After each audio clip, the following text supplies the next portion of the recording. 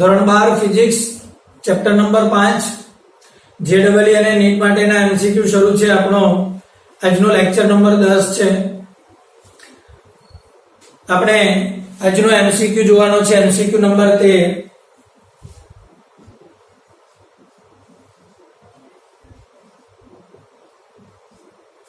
રકમ વાંચી લઈએ। n ધ્રુવકતાની એક ચુંબકીય પટ્ટીને 4 સરખા ભાગોમાં વિભાગેલ છે કે જેથી તેની દરેક ભાગની લંબાઈ અને પહોળાઈ મૂળ ચુંબકથી અડધી થાય। 4 ભાગ કરેલા છે તો દરેક ભાગની ધ્રુવકતા કેટલી થશે? મિત્રો, આ રીતે તમને મેગ્નેટ આપેલો છે અને આના 4 સરખા ભાગ કરેલા છે। નોંધમાં જોઈ ચૂકેલા છો ને તમને બહુ સારી રીતે ખબર છે। આ રીતે આ 4 સરખા ભાગ કર્યા એટલે લંબાઈથી પણ 2 ભાગ અને પહોળાઈથી પણ 2 ભાગ। તો આવા જે દરેક ભાગ છે તેના માટે દરેકની ધ્રુવકતા કેટલી થશે? મિત્રો, અહીંયા ધ્રુવકતા એટલે ધ્રુવમાન। ધ્રુવમાન કેટલું થશે? મિત્રો, પહેલી વાત તો એ કે તમે આ ભાગ પર ચાલો છો તો મિત્રો ધ્રુવમાનને ઊભું કાપવાથી ધ્રુવમાન નહીં બદલાય, ધ્રુવમાન આડું કાપવાથી બદલાઈ જશે। તો જો આ આખા પોલનું ધ્રુવમાન કેપિટલ આપણે આ સ્મોલ m હોય, આ આખાનું પણ સ્મોલ m હોય તો જ્યારે વચ્ચેથી કપાય છે તો દરેક છેડાનું ધ્રુવમાન m/2 થશે। મેં તમને નોંધમાં લખાવેલું છે। ઓકે, તો આ થયો તમારો એમસીક્યુ નંબર 13 કે તેનું જે ધ્રુવમાન છે તે અડધું થઈ જાય, દરેક ભાગમાં લંબાઈ પણ અડધી થઈ ગઈ। ઓકે, જો તમે આ રીતે મેગ્નેટ હોય અને આ રીતે કાપો તો ધ્રુવમાન અડધું થાય, લંબાઈ અડધી ન થાય। આ રીતે મેગ્નેટ હોય અને આ રીતે કાપો તો લંબાઈ અડધી થાય, ધ્રુવમાન પૂરેપૂરું રહે। પણ આમાં બંને રીતે કાપેલું છે એટલે લંબાઈ પણ અડધી અને ધ્રુવમાન પણ અડધું। અચ્છા, તેના પછીનો જે 14 નંબરનો એમસીક્યુ છે મિત્રો, ઓકે, 14 નંબરનો એમસીક્યુ હું સ્ક્રીન પર નથી લાવતો પણ તમને કેપિટલ M માંગેલું છે। તો મિત્રો M બરાબર L * M થાય। તો આમાં શું થાય મિત્રો? M અડધું થાય, L અડધું ન થાય, એટલે આ પણ કેવી થાય? અડધી થાય। અચ્છા, આની અંદર L અડધું થાય, M પૂરેપૂરું રહે તો M પણ અડધું થાય, પણ આમાં આ બંને અડધું થશે મિત્રો, બંને, આ પણ અડધું, આ પણ અડધું, મતલબ કે M એ ચોથા ભાગનું થશે। આવી વાત સમજમાં? ફરી પાછું, ધ્રુવમાન અડધું, લંબાઈ પૂરી માટે M પણ અડધું, ધ્રુવમાન પૂરેપૂરું, લંબાઈ અડધી માટે M પણ અડધું, જ્યારે આમાં ધ્રુવમાન પણ અડધું, લંબાઈ પણ અડધી માટે M ચોથા ભાગનું થશે। તો એમસીક્યુ નંબર 14 પણ તમારો આની અંદર જ આવી ગયો। ઓકે, ચાલો ત્યાર પછી આપણે આગળ વધીએ। આપણો એમસીક્યુ નંબર 16 છે। રકમ વાંચીએ। એક સમાન ક્ષેત્રમાં એક ચુંબકને તેની સમતોલન સ્થિતિમાંથી 60 અંશ જેટલું ફેરવતા થતું કાર્ય W છે।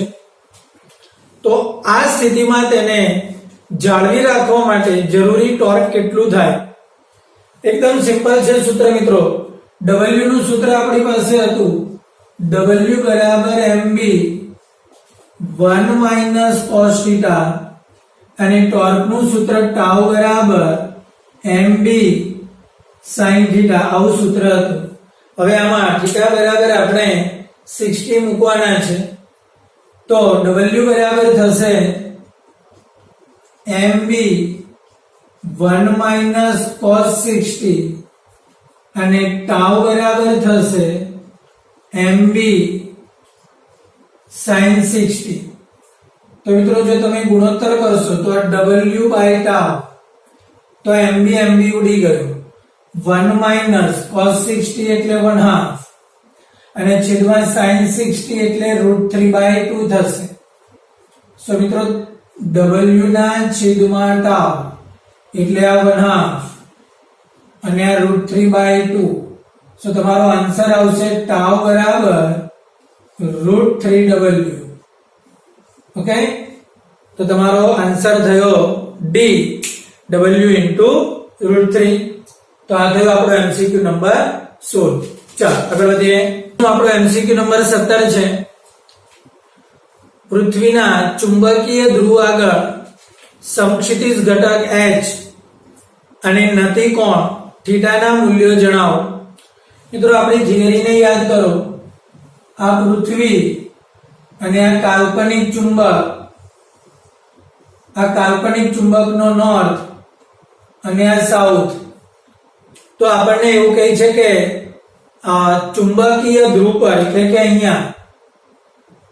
અહીંથી ક્ષેત્રરેખા આ રીતે બહાર નીકળતી હોય મિત્રો અને અહીંયા દાખલ થાય તો આ બિંદુ પાસે સપાટીને લંબ છે. જો તો અહીંયા ખૂણો 90 અંશનો થાય. યાદ રાખજો એમસીક્યુ માં અહીંયા ડીપ એંગલ 90 થાય, અહીંયા પણ ડીપ એંગલ 90 થાય. જો અહીંયા પૂછે તો ડીપ એંગલ 0 થાય. મતલબ કે વિષુવવૃત્ત વિસ્તારમાં ડીપ એંગલ 0 થાય અને ધ્રુવ વિસ્તારમાં ડીપ એંગલ 90 થાય. તો તમને પહેલો જવાબ મેં આપી દીધો. તમારો ખૂણો કેટલાનો થશે? આ 90 નો થશે.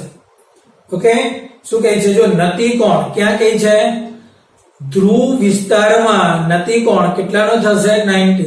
ચલો, જો આ 90 થયો તો અહીંયા તમારી પાસે h માંગે છે, BH. તો BH નું જે સૂત્ર છે એ BH આપણને કહે છે કેટલો થશે. સિમ્પલ છે મિત્રો. આ તો લંબ ઘટક છે તો એ સમક્ષિતિજ ઘટક મળે જ ને. અહીંયા સમક્ષિતિજ ઘટક મળે, અહીંયા લંબ ઘટક નહીં મળે. જ્યારે અહીંયા લંબ ઘટક છે એટલે સમક્ષિતિજ ઘટક કેવો મળશે? 0. એટલે h બરાબર 0 અને θ બરાબર 90. આ તમારો આન્સર થશે. ફરી પાછું જણાવું, અહીંયા લંબ ઘટક મળશે, સમક્ષિતિજ ઘટક નહીં હોય. અહીંયા સમક્ષિતિજ ઘટક મળે, લંબ ઘટક નહીં હોય. ઠીક છે? તો આ થયો આપણો એમસીક્યુ નંબર 17. ચાલો આગળ વધીએ. ઓકે, તો ત્યાર પછી આપણે જોવાનું છે એમસીક્યુ નંબર 21. મિત્રો 25 અને 40 આ બે નંબરના એમસીક્યુ આપણે ડિલીટ કરેલા સિલેબસમાંથી છે એટલે આ બે એમસીક્યુ કરવાના નથી. 20, 24, 26, 29, 30, 31, 32 અને 39. મિત્રો આટલા જે એમસીક્યુ છે એકદમ ઈઝી અને એકદમ સહેલા છે. જરૂર પડે તો તમને જે નોંધ કરાવી છે એ લેક્ચર જુઓ, અથવા તો જે તમારી પાસે જે મોડર્ન એબીસી આપેલી છે તેની અંદર આગળના ભાગની અંદર જે તમને નોંધ આપેલી છે ત્યાંથી પણ તમને તેનું સોલ્યુશન મળી જશે. કોઈ વધારે મહેનતની જરૂર નહીં પડે. એટલે આટલા એમસીક્યુ હોમવર્કમાં રહેશે અને આ બે કરવાના નથી. ચલો એમસીક્યુ નંબર આપણે 21 જોઈ લઈએ. રકમ છે કઈ 25 જૂલ ઇન્ટુ ટેસ્લા ઇન્વર્સ ચુંબકીય ચાકમાત્રાના એક બાર મેગ્નેટને તેની અક્ષ પૃથ્વીના ક્ષેત્રની દિશાને લંબ રૂપે રહે તે રીતે ગોઠવવામાં આવે છે. ચુંબકનો મધ્ય બિંદુથી કયા અંતરે h બરાબર 0.4 into 10⁻⁻⁴ ટેસ્લા હોય તો પૃથ્વીના ક્ષેત્ર સાથે પરિણામી ક્ષેત્ર 45 અંશનો ખૂણો બનાવે. મિત્રો અહીંયા થોડુંક આપણે અલગથી સમજવું પડશે. ધારો કે એક બળ આ રીતે હોય અને બીજું બળ આ રીતે હોય, આ F1 અને આ F2. હું તમને એમ કહેતો હોઉં કે પરિણામી બળ 45 ના એંગલ પર છે, આની સાથે 45 ના એંગલ પર છે. આવું ક્યારે થાય? જ્યારે આ બંને સમાન મૂલ્યના હોય અને એકબીજાને લંબ હોય. ઓકે, તો મિત્રો આ જે mode of F1 is equal to mode of F2 થાય તો જ આ પરિણામી 45 અંશના એંગલથી ગોઠવાય. ઓકે, તો આવી જ રીતે આપણો જે મેગ્નેટ છે એ કંઈક આ રીતે થશે મિત્રો. ઓકે, તો આ બાજુ જે છે એ મેગ્નેટનું મેગ્નેટિક ફિલ્ડ થશે અને આ બાજુ છે એ મિત્રો આ BH થશે. તો અચ્છા, જે તમારી જે મોડર્ન એબીસી છે એમાં ખાલી H કયો છે, તો મિત્રો આ H અને B સરખા થાય જે રીતે મોડ ઓફ F1 બરાબર મોડ ઓફ F2 થાય અને તો જ આ ખૂણો એ 45 ડિગ્રીનો થાય. તો મિત્રો આ જે B છે, ઓકે, આ B એ અક્ષ પરનું ક્ષેત્ર થાય અને આ H નું મૂલ્ય તો તમને આપેલું છે અને આ જે B છે તે અક્ષ પરનું ક્ષેત્ર અને અક્ષ પરના ક્ષેત્રનું સૂત્ર આપણે જોઈ ગયા હતા μ0/4π 2m/r3. અહીંથી ધારી લો કે આ અંતર એ આ r છે. ઓકે, તો આ ઇઝ ઇક્વલ ટુ આ h થશે. હવે આની અંદર આપણે કિંમતો મૂકવાની થશે. જો તમને આ μ0 એટલે 4π × 10⁻⁷ આ 4π આ 2 × તમને m આપેલો છે મિત્રો 25 r3 તમારે r અંતર શોધવાનો છે અને કેપિટલ H પણ તમને અહીંયા રકમથી આપેલો છે 0.4 × 10⁻⁴. આનું સાદુરૂપ આપીને આ 4π તો કેન્સલ થઈ ગયું. ઓકે, આનું સાદુરૂપ આપીને તમારે r શોધવાનો થાય. ઓકે મિત્રો, તો આ થયો તમારો MCQ નંબર 21. ઓકે, આવી વાત સમજમાં. ચાલો આગળ વધીએ. ઓકે મિત્રો, તો ત્યાર પછી આપણો MCQ નંબર 22 છે. એક મેગ્નેટિક ડાયપોલ પર એકબીજાથી 75 અંશના ખૂણે ઢળેલા બે ચુંબકીય ક્ષેત્રો લાગેલા છે.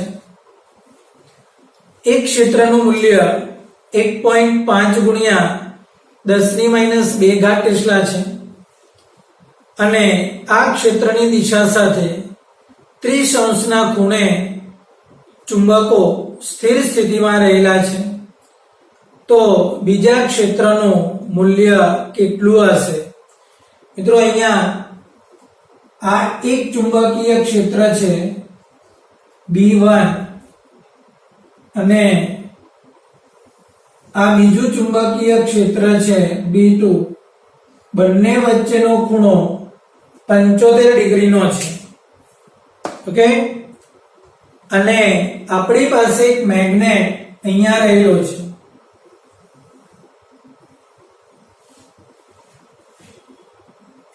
આ રીતે, અને આ મેગ્નેટ સ્થિર છે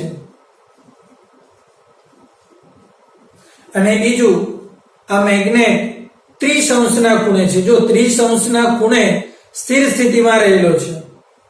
ઓકે, એક ચુંબકનું ક્ષેત્ર એટલે કે આનું મૂલ્ય 1.5 ગુણ્યા 10⁻² ટેસ્લા છે અને આ ખૂણો 30 નો છે.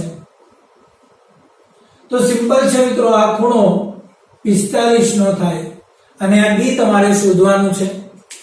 તો મિત્રો અહીંયા આ 75 નો ખૂણો, આ ખૂણો 30 અને આ 45 આ સ્થિર છે, મતલબ કે આના ઉપર બે ટોર્ક લાગશે. એક તો τ1 = τ2 થશે. તો આના દ્વારા લાગતું ટોર્ક τ1 = તો કે m, આ મેગ્નેટની મોમેન્ટ m લઈએ, m b1 sin θ1 આ ખૂણો θ1 = આ મેગ્નેટની મોમેન્ટ m, આનું ચુંબકીય ક્ષેત્ર b2 sin θ2 થશે. બંને દ્વારા લાગતા ટોર્ક સરખા થશે અને વિરુદ્ધ દિશામાં થશે. ઓકે, તો જો આ mm ઉડી જશે. આપણે અહીંયા આપણે કિંમત મૂકી દઈએ. b1 તો 1.5 ગુણ્યા 10⁻² sin 30 = b2 શોધવાનો છે અને આ થશે sin 45.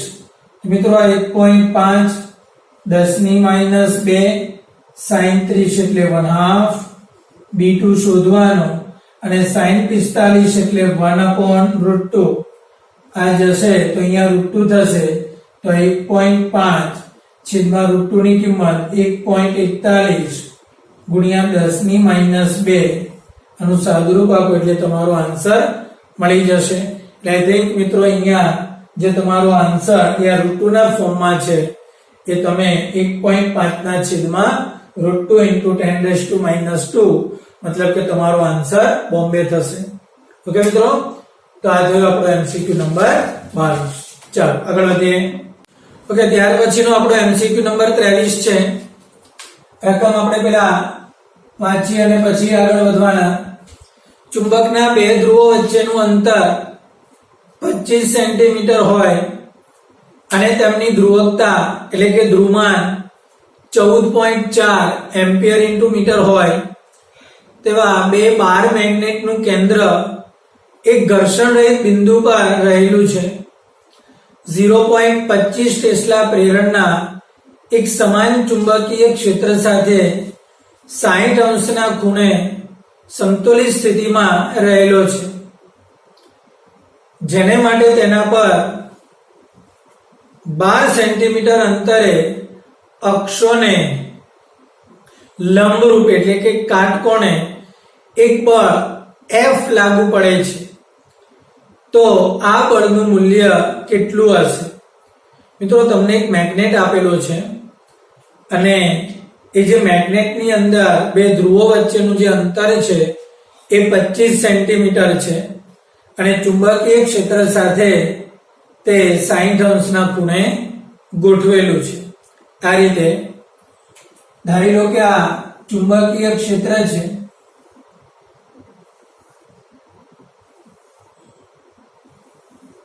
આ ચુંબકીય ક્ષેત્ર અને આ ચુંબકીય ક્ષેત્ર સાથે આ મેગ્નેટ તમારો ગોઠવેલો છે. ઓકે, એટલે આ બી સાથે આનો જે ખૂણો છે 60 અંશનો છે.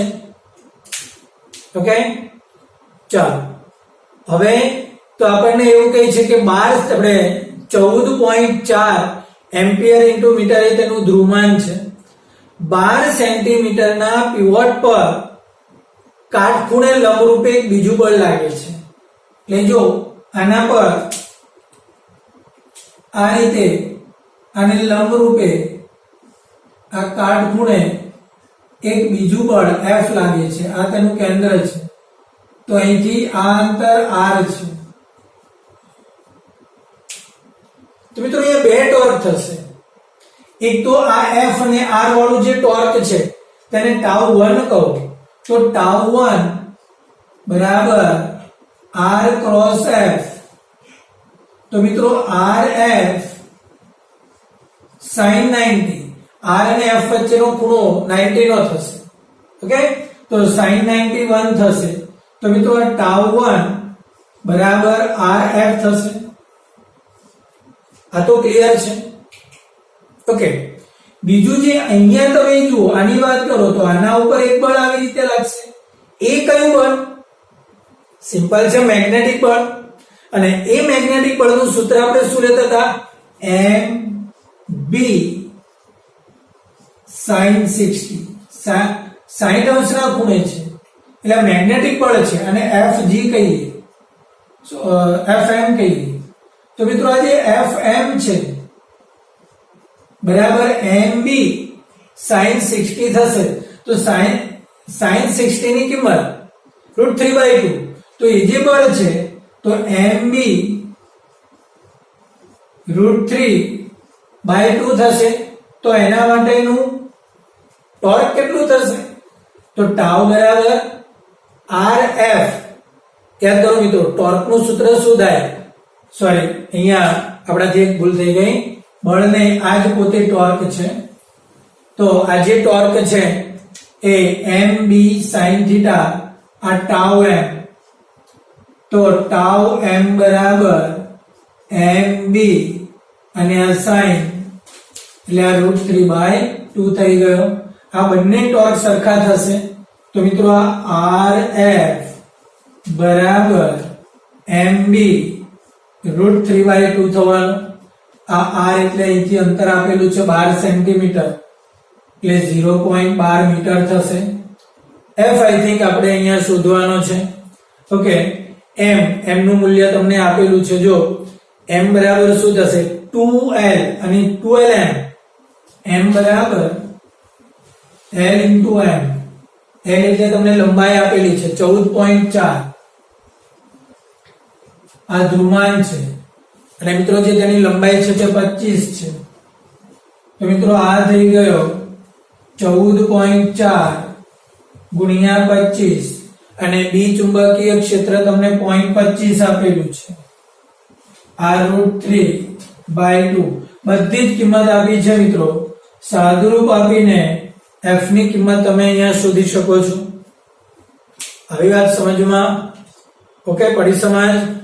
તો આટલું એક સાદુરૂપ તમારે જાતે કરવાનું રહેશે. ઠીક છે મિત્રો, ચાલો આગળ વધીએ. ઓકે, ત્યાર પછીનો આપણો એમસીક્યુ નંબર છે 27. રકમ વાંચીએ. જેમના કેન્દ્રો r અંતરે હોય તેવા m1 અને m2 ચુંબકીય ચાકમાત્રાના બે ટૂંકા બાર મેગ્નેટો જ્યારે તેમની અક્ષ એક રેખા પર હોય ત્યારે તેમની વચ્ચેનું બળ 8 ન્યૂટન છે. બે કેન્દ્રો વચ્ચેનું અંતર 2r સુધી કરવામાં આવે તો તેમની વચ્ચેનું બળ કેટલું થાય? એકદમ ઈઝી લોલીપોપ જેવો એમસીક્યુ છે મિત્રો. આ પહેલો મેગ્નેટ અને આના માટે મોમેન્ટ m1, આ બીજો મેગ્નેટ અને તેના માટે m2, બંને વચ્ચેનું અંતર r. તો તેના બળની વાત યાદ કરો. આપણી પાસે નોંધમાં મેં તમને સૂત્ર આપેલા છે મિત્રો. અહીંયા આપણી પાસે નોંધમાં સૂત્ર હતું F બરાબર μ0/4π6 m1 m2 r3. હવે તમે આને દૂર લઈ જાઓ અને r જે અંતર છે એ તમે 2r કરો તો તમે ઈઝીલી લખી શકો F is directly proportional to 1/r3. હવે જો તમે અહીંયા આવી રીતે લખી શકો F1/F2 is equal to R2/R1 whole cube. F1 તમને આઈ થિંક 8 ન્યૂટન આપેલું છે. F2 આપણે શોધવાનું છે. R2 એ 2R છે. R1 એ R છે. તો બહુ સિમ્પલ છે. 2 નો ઘન એટલે 8 થશે. 8/F2 okay is equal to આ 2 નો ઘન 8 ના છેદમાં 1 આ ઉડી જાય તો મતલબ F2 બરાબર 1 ન્યૂટન. સો તમારો આન્સર આવશે સી 1 ન્યૂટન. ઓકે મિત્રો, તો આ થયો આપણો એમસીક્યુ નંબર 27. ઓકે ચાલો ત્યાર પછીના એમસીક્યુ માં આપણે આગળ વધીએ. સાથે સાથે જરા જોઈએ જ લઈએ. અહીંયા મિત્રો 28 નંબરનો એક એમસીક્યુ છે. એમાં એવું કહે છે કે બાહ્ય ચુંબકીય ક્ષેત્રની શિલ્ડ કરવા માટે એક સાધનને ખાલી જગ્યામાંથી બનાવેલા કેબિનમાં રાખવામાં આવે છે. તો જેવી રીતે તમારી પાસે બીજા ચેપ્ટરની અંદર ઇલેક્ટ્રોસ્ટેટિક શિલ્ડિંગ હતું એવી જ રીતે મેગ્નેટિક શિલ્ડિંગની પણ ઘટના બનશે.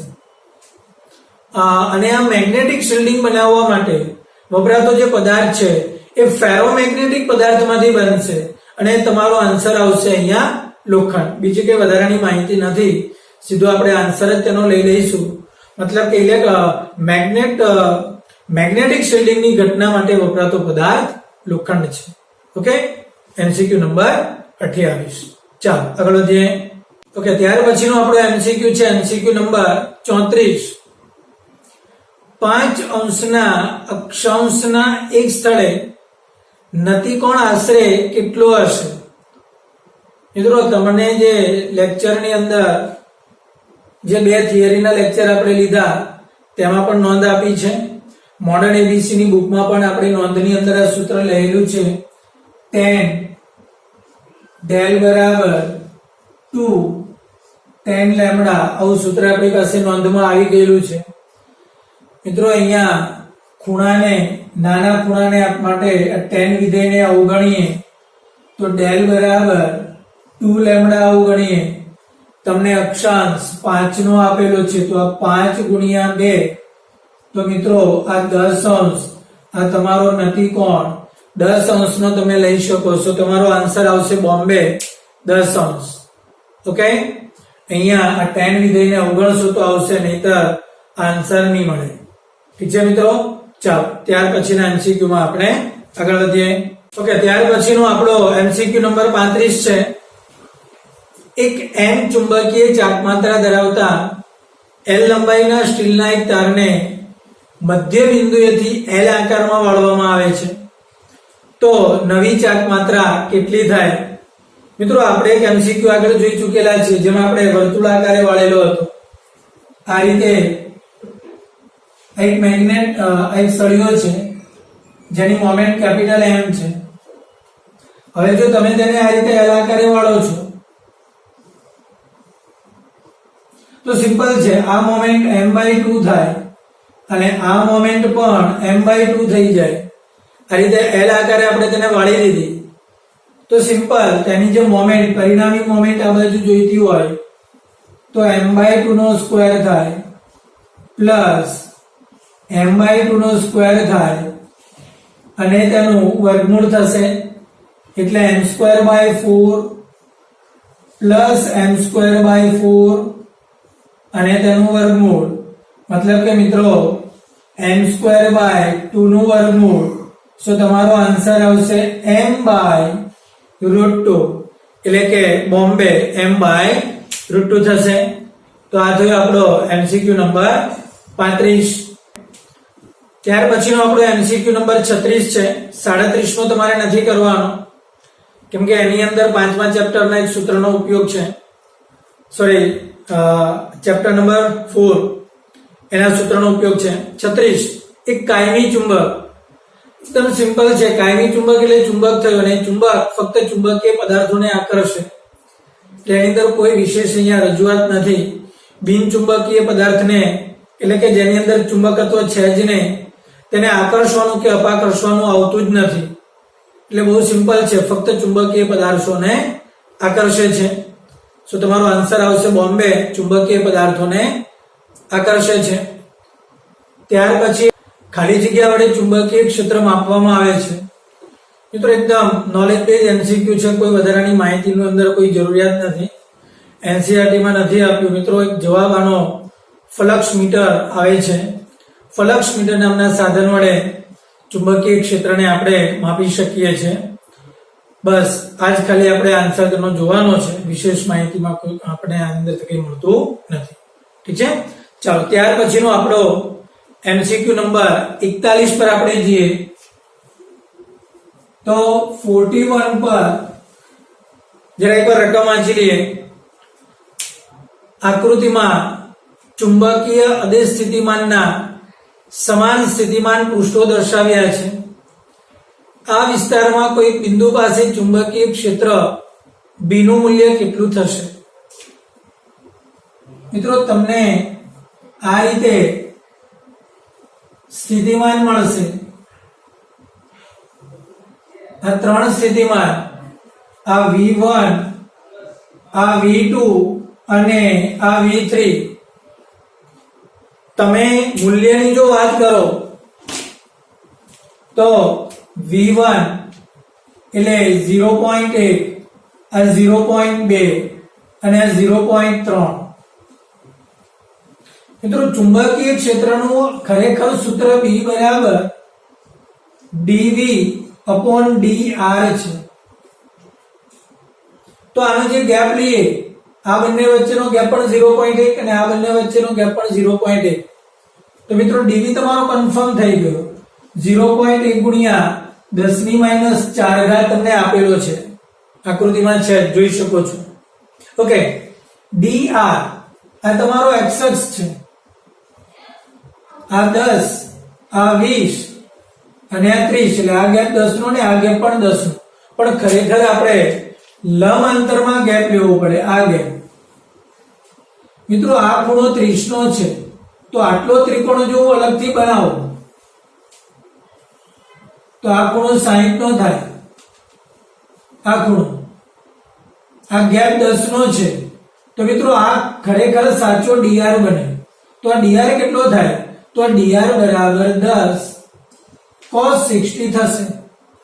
આ 10 અને આ ખૂણો 60 નો, તો આ થશે dr cos 60.